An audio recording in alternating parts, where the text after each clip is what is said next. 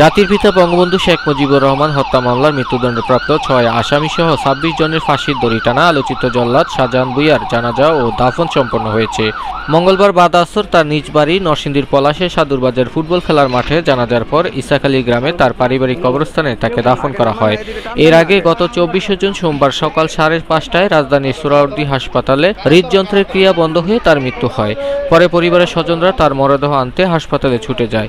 তবে স্বজনদের অভিযোগ, হাসপাতাল কর্তৃপক্ষ ও পুলিশের খামখেয়ালির কারণে সোমবার তার মরদেহ নিয়ে আসা সম্ভব হয়নি।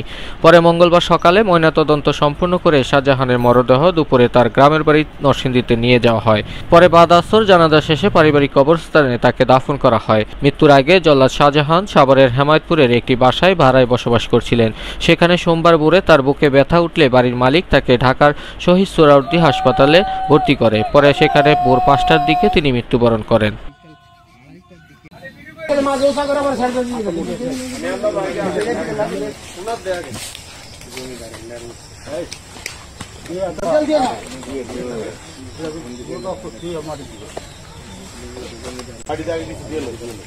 ঠিক করবো আর ইয়া করবো আতাইয়া ঠিক করবো আর কোটা